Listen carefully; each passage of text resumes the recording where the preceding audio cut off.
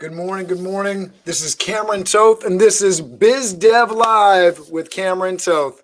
I'm looking forward to talking to you today. I'm hoping that some folks are going to tune in, and we'll get some folks that'll ask me some questions, and we'll get your questions answered in real time.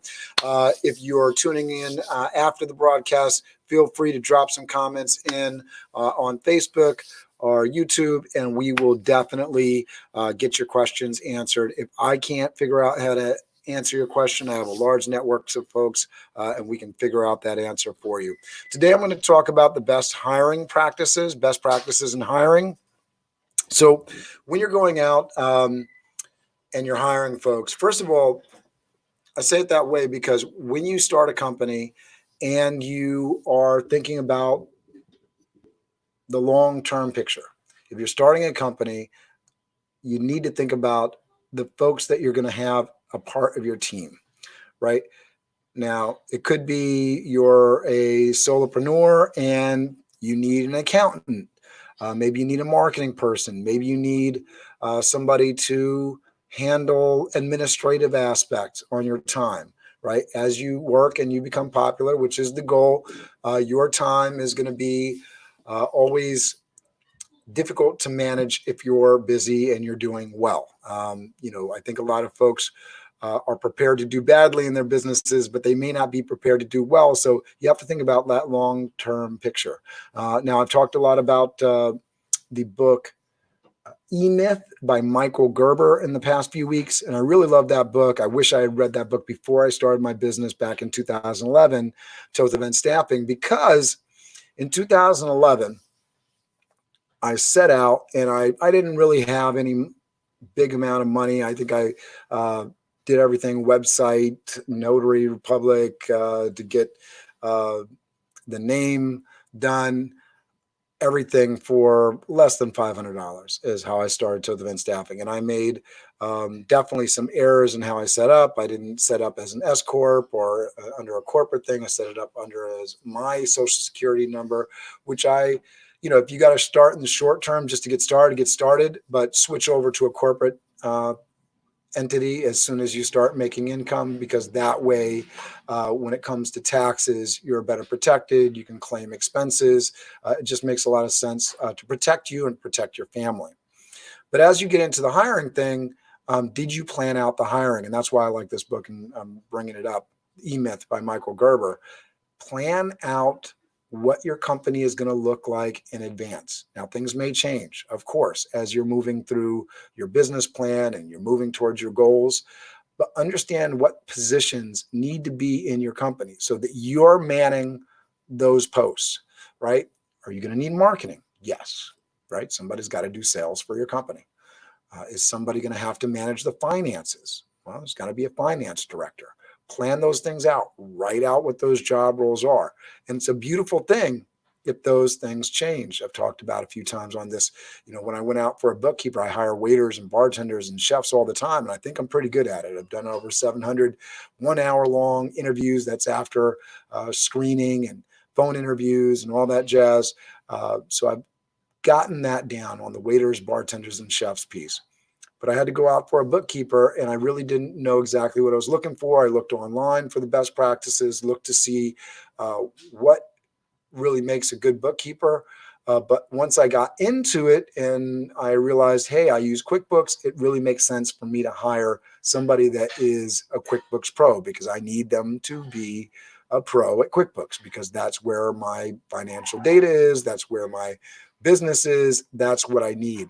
So those are the kind of things, as you fill out your roles and you understand them. And I understood my role better than anyone else did, but I didn't necessarily know how to explain it or communicate it. So that's why writing out the job descriptions is really important, keeping those on file, signing up on them when you start your company and say, hey, I'm going to fulfill that role. And that way, as you are hitting those benchmarks and filling out that role, you know what it takes. So when you're doing your hiring process, you know exactly what you're hiring for and what the benchmarks for success are. That's critical for expectations, which is the first part of this, right? So number one, expectations when hiring, right? Job descriptions are going to be a big part of how you do that, but also setting the tone. We're going to talk about company culture separately, but expectations, understanding your expectations and the expectations of an employee are a big part of company culture.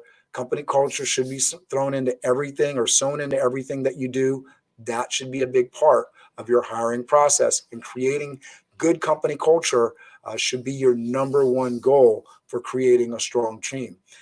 You don't necessarily need to have employees that work under you to think about company culture. If you're working with an accountant, what is the guide for both of you to work together? Are you guys on the same page? Do you believe in the same things? My feeling is you should definitely have a lot of common ground with your accountant and your bookkeeper. It's critical because you're in business to create business, to get finance. And if the person that is looking after your money is not on the same page as you, doesn't have the same goals and priorities that you do in terms of the financial structure of the company, that's not going to be a good fit. And I've struggled with that over the last 8.5 years. And so I can tell you straight, that is critical. That is really important. God bless you if you're great at finances. Hopefully this won't be an issue for you. But for a lot of us entrepreneurs, we love the creative aspect of what we do. We love the challenges, the different pieces that we have to put together to make something work, and we're really good at that. But we may not be good at all aspects of the business, and finance is often one where we can struggle. Just because you love to cook doesn't mean you're going to love to balance the checkbook. So it's really important to have that financial partnership with somebody that really makes sense for your business. Thinking about, as you're moving along and you're hiring that first and second person, you want to build the company with folks that are going to be folks that come in. A lot of times I'll see business owners say, this person, they don't work like I do. They don't care about the business like I do. It's absolutely true. Why would they? They don't own the business. They don't profit from the business the way they do. They don't even understand that when, you have a bad week and they're getting paid and you're not, as the entrepreneur, they don't get it. They just want their check and they want to go home. That's, not necessarily for everyone, but, you get the idea. They're not going to work on the business the way you work on the business because it's not their business and they're not you. So when you pull that job description together, you're looking at what you want from somebody critically, bit by bit, piece by piece. What can they provide? What can they produce for you? Benchmark and metrics that make sense, right? You're going to do each of these positions in your company before you hire somebody. So really making sure that those benchmarks make sense and that time and skill set and, relevant pay that goes along with those all make sense for your role. So expectations, right? Setting the expectations. When I hire a waiter, a bartender, a chef, we're setting expectations. We have folks go through a phone interview process. Going through this pandemic is definitely going to add a Zoom thing. So we see the uniform before they ever get to the office. So that'll cut out some of the time-consuming challenges that I've had in the past where I had somebody that didn't show up exactly the right way in the right uniform. And I said, I know you've come all this way. Let's do the interview, but, I'm going to have you come back. So, it's going to cut that kind of thing down. We'll streamline the process. And that's what you want to do as a company as you figure out something new, streamline the process. One of the things that I've been not on top of all the time is streamlining those processes, recording things that can be recorded, providing a handbook that really stays up to date. But those are the things that you should be doing for your company. Get started early, because the more you document and the more you make your business turnkey, the easier it is for you to expand, scale, and profit from your business. Okay. Going back to this expectations. If you understand your expectations, you're allowed to explain those to the person that you're potentially hiring. You can get them to sign off. In asking your questions, you want to get to understand their expectations, because if they're telling you yes, but from what you're hearing, it's really a no, That's not a good fit. Hey, Mark, good morning to you. Thanks for checking in. I appreciate you watching. Let me know if you got any questions about this stuff. We're talking about hiring today. One of the key things with an interview, whether it's on the initial phone interview or it's the live in-person interview, the questions that you ask are so crucial and the answers you get are even more so. Now, we all know there's folks that interview well and there's folks that interview poorly. But a question is a question and an answer is an answer. I ask questions that are basic, up and down votes on some things. For example, do you have experience? If they, do you have experience catering? If somebody says yes, okay, where did you cater? And I ask them to explain that. So I think that's really important. Whatever you're hiring for, whether it be somebody to come into your marketing department and do social media. Oh, do you do Instagram? Do you do Pinterest? Okay, so tell me what you've done. And then understanding what the metrics are and being able to check on something if you need to with a reference. That kind of question and that kind of answer in an interview, it's difficult to fake. It's difficult to create something that isn't real. And these are things that you can check on if you need to. Their questions. So hopefully you're getting some questions from the folks that you're interviewing. I would question whether or not this is the right person for your role if they're not interested, especially if it's a full-time role working with your company, if they're not asking you some questions. But even in part-time or freelance, are they asking questions about your business? Are they interested? Right there, you know something. If they're not interested and all they're interested in the check, well, that might not be a good hire for you.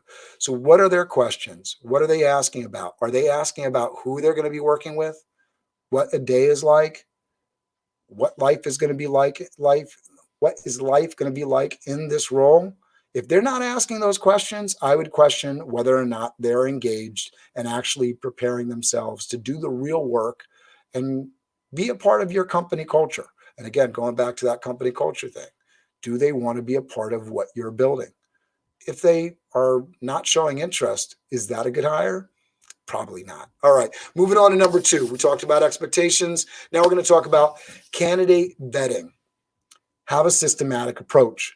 So for Toth Event Staffing, for our waiters, bartenders, and chefs, our systematic approach is we, send out a job ad, or, we have a referral system. If you're working with Toth Event Staffing right now and you refer us a waiter, a bartender, a chef, if they come in for an interview and they go out and work 2 jobs, we'll pay out $50. And that is basically available to anybody off the street. If you send me staff, you just send me an email on who you're sending. We'll offer you, we'll provide $50 to you if that person comes in for an interview and works twice for Toth Event Staffing. Why twice? Because if they're one and done, they weren't that great and they never wanted to come back, we don't want to pay out for somebody that really isn't coming on and be a team, but really just 2 times. If they're with us and go out on a gig, you get a $50 bill in the mail. It's pretty cool. That's a great way to recruit. I suggest you do it for your company. If you can, offer a generous referral bonus.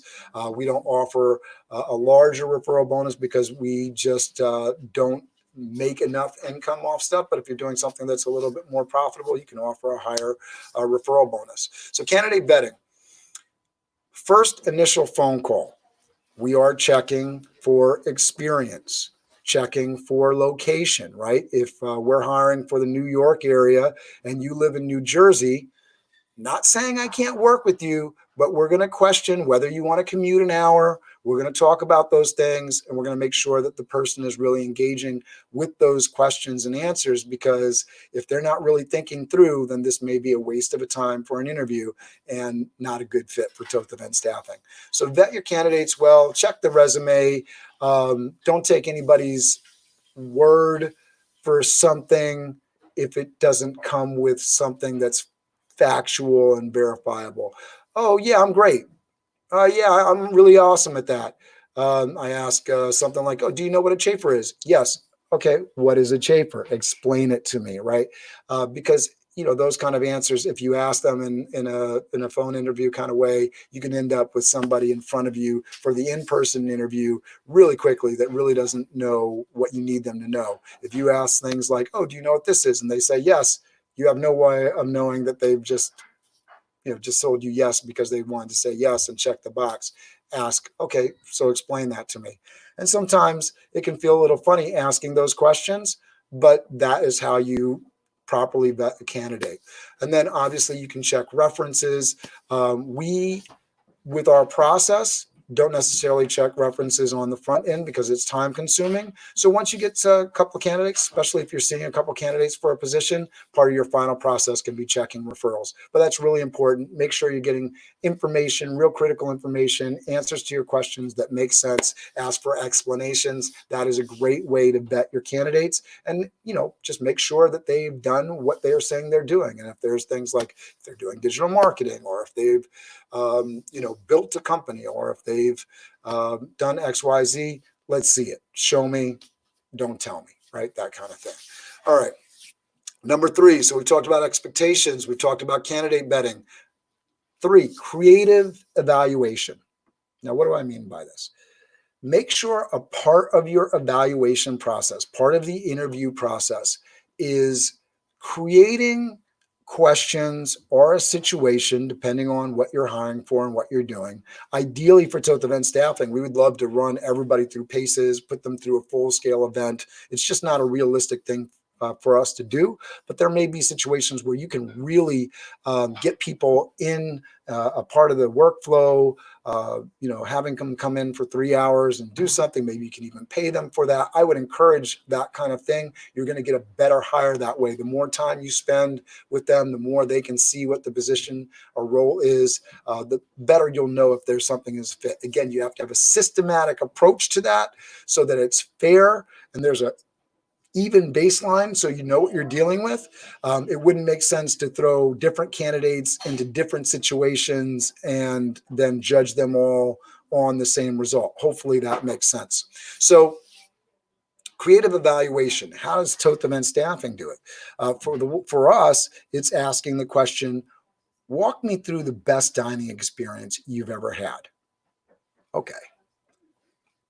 Why that question?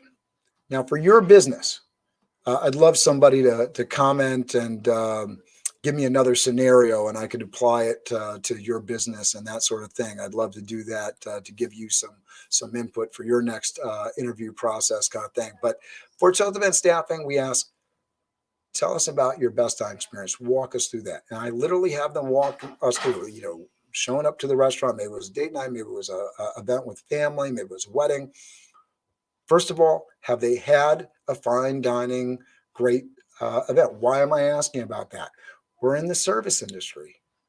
If you don't care about food and you don't care about service and you've never had a great experience, and I understand somebody might say, well, what if somebody's coming to us with a background that hasn't had, did they have a really great dinner with their mother where, things were really taken care of? You can get creative with this question, but I've literally had people in the face-to-face interview not be able to answer that question. That is not somebody that is creative. That is not somebody that has a passion for food. That is not somebody that wants to share. That's not somebody that's social.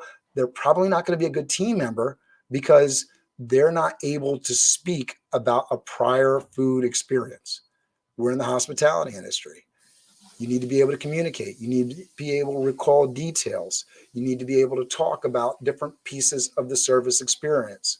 So you can see sort of the creative genius of this question. I love it. And the folks that I've worked with that are passionate about it, they love this question as well. Tell me about your best dining experience. Walk me through that. How did they greet you? There's a big difference if I walk into a place and somebody says, oh, hello, how many in your party? Right this way. And, oh, thank you so much for coming into our establishment this evening. We're so grateful that you're here. What's your name, sir? Okay, great. Mr. Smith, how many in your party? Would you like to sit by the window? Would you like to sit in the middle of the restaurant? Okay, right this way. Sit them down at the table. Please let me know, Mr. Smith, if there's anything I can do to make your evening more enjoyable, right? There's a big difference between those two different experiences. So if staff can sort of talk to me about that wonderful experience they had and some of those clear details, I don't want to walk through the whole thing, but it's such a great question. There's so much feedback from it. You know when you have a pretty good candidate when they're able to answer this question well and talk about pieces of the service experience that they were impressed with. You know you don't have a great candidate when there's no passion, no desire to answer this question, no play.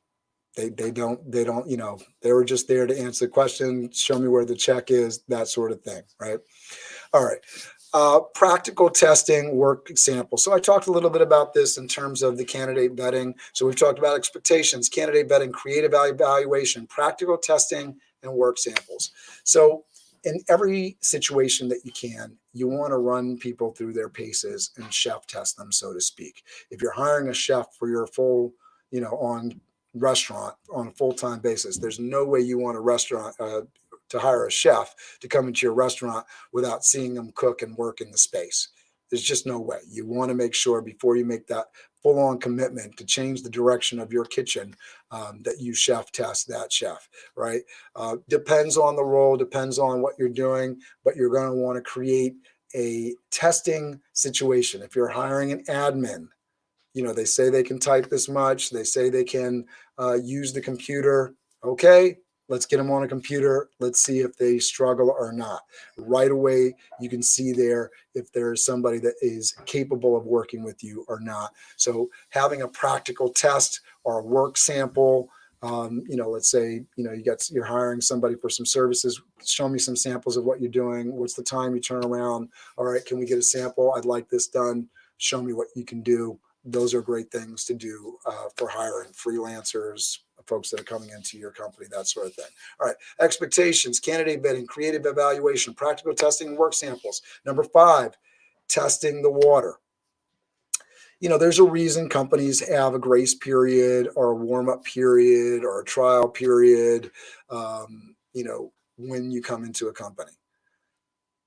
For both parties, for the person that is an employee and for the employer, it's a great way to make sure that it is a good cultural fit. Do they get along with the other personalities? Are they fitting into your system? This is extremely important and something that you want to make sure that you get before you've done a full-on commitment and hired this person for the long term. I think that makes sense. Let me know if you have questions. 6, company culture. So just, moving one thing into the other, right? Testing the water, company culture. Is this person somebody that their values, and then going back to expectations, right? Do their values match up with your values?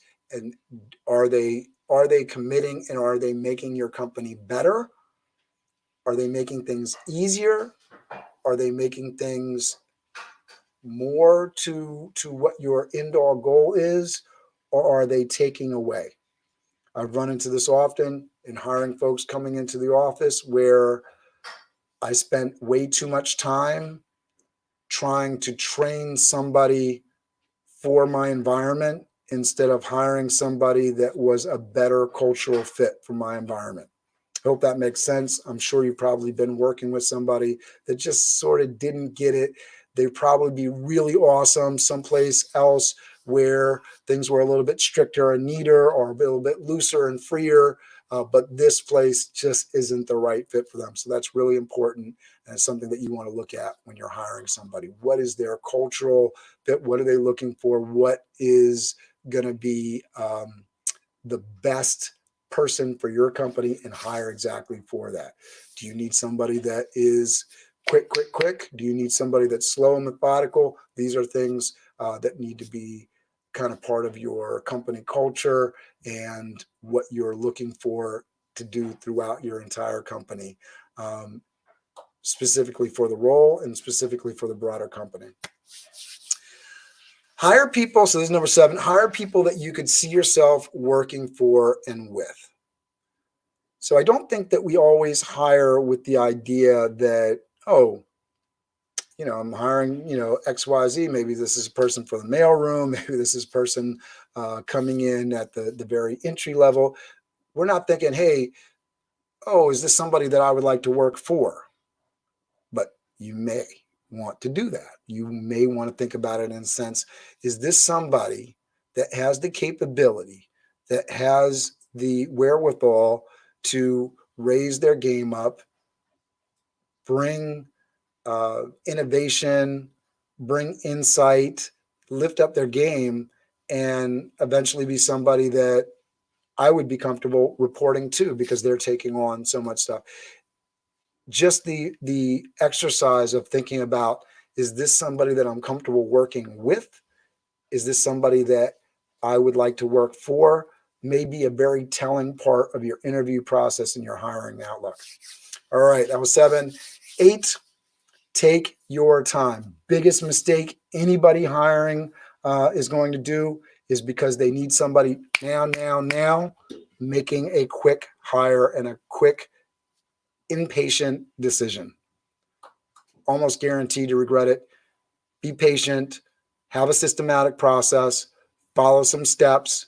They don't necessarily need to be these steps. You got to, make sure you understand them for your company. But I guarantee you, if you're looking after expectations, your questions, their questions, candidate vetting, creative evaluation of them, practical testing, testing the water, company culture, hiring people that you could see yourself working for and with, I guarantee if you take your time through that process, you'll have a great hire.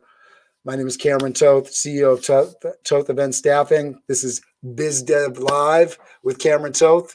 It has been great talking to you. I'm looking forward to talking to you again tomorrow. We have Rob Genovese, who is a branding expert. He's going to bring a lot of value to you. You do not want to miss tomorrow's BizDev Live with Cameron Toth and Rob Genovese. It's going to be a game changer for you. It will change your life. I actually hired Rob to work on my company, and the pink colors and the black color that you're seeing behind you is a big part of his process with me. I think you're really going to get a lot out of tomorrow's conversation. If you're watching on YouTube, thank you, Mark. I'm looking forward to tomorrow as well. If you're watching on YouTube, smash the subscribe button, smash the like button, go and check out some other things and hit the like button over there. Share with your friends, share with your colleagues. If you're on YouTube, hit the like button and then go over to YouTube and hit the subscribe button. Really trying to get that subscriber count up. I really appreciate you watching. Looking forward to talking to you tomorrow. Thank you very much. This has been BizDev Live with Cameron Toth.